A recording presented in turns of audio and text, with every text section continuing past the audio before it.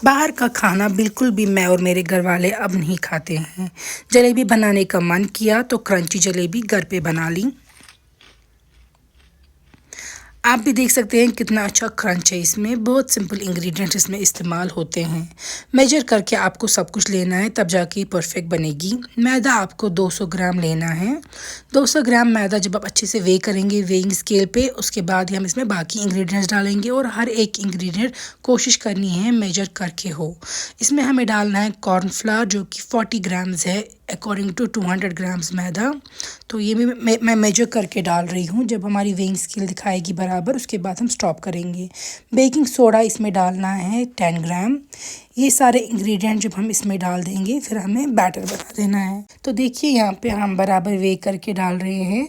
जब वे करके ये हो जाएगा बराबर, उसके बाद हम इसमें पानी डालेंगे। पानी आप डाल सकते हैं 300 ml, लेकिन थोड़ा थोड़ा करके भी चाहें तो डाल सकते हैं, क्योंकि हमें इसको अच्छा बैटर बनाना है जो कि ड्रिपिंग कंसिस्टेंसी का हो। इसीलिए हम पानी हल्का हल्का करके ही ऐड करते जाएंगे। अगर आपको इन बिटवीन लगा पानी कम है तो बाकी भी आप डाल सकते हैं, लेकिन पहले ही ज़्यादा पानी नहीं डालिएगा। आपको इसको सर्कुलर मोशन में मिक्स करते जाना है सारे ड्राई इंग्रेडिएंट्स को पानी के साथ, जब तक ना आपको बिल्कुल अच्छा स्मूथ ड्रिपिंग कंसिस्टेंसी का बैटर बन जाए। यहाँ पे आप देख सकते हैं हमारा बैटर जो है वो अच्छी स्मूथ ड्रिपिंग कंसिस्टेंसी का बन गया है। ये ज़्यादा पतला भी नहीं होना चाहिए, लेकिन ज़्यादा गाढ़ा बिल्कुल भी नहीं होना चाहिए। तो इस बैटर में फिर हमें फूड कलर ऐड कर देना है। आप चाहे तो सैफरन का कुछ कलर ऐड कर सकते हैं, बीटरूट डाल सकते हैं, कुछ और डाल सकते हैं, लेकिन मैंने सिंपल हल्का सा फूड कलर डाल दिया है, बहुत कम क्वांटिटी में, क्योंकि जो ये जलेबी है ये ऑरेंज कलर की ही अच्छी लगती है। जब अच्छे से आप इंग्रेडिएंट्स मिक्स करेंगे फिर हमें इसमें दही ऐड कर देना है। दही हमें 50 ग्राम्स अच्छे से मेजर करके ऐड करना है। दही को भी पहले आपको विस्क करना है फिर ऐड करना है। दही के ऐड करने से जो ये जलेबी है ये बहुत क्रंची बनती है, इसीलिए आप इसको दही ज़रूर ऐड करेंगे बैटर में।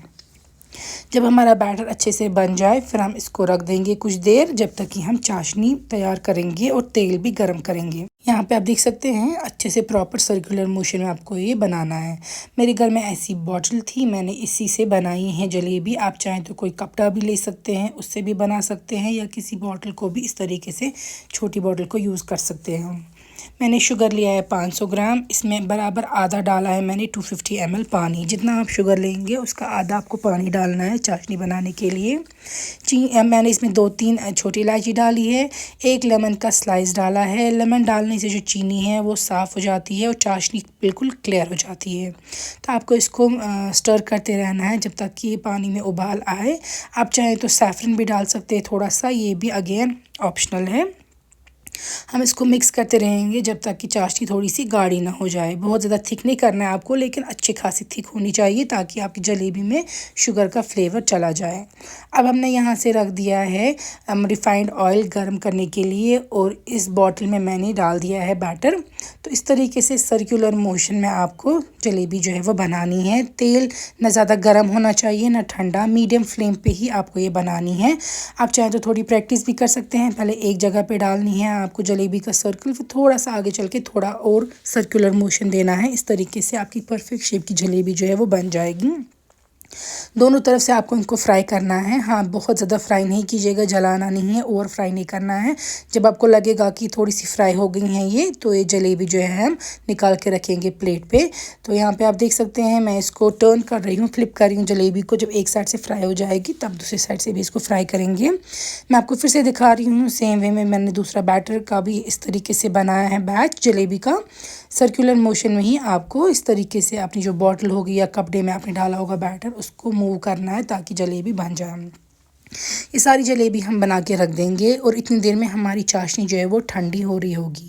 जब जलेबी सारी बन जाएगी आप इसको थोड़ा थोड़ा सर्कल जो इसके हैं वो तोड़ के चाशनी में डालेंगे, लेकिन ये ज़रूरी है कि चाशनी बिल्कुल कम्प्लीटली ठंडी हो।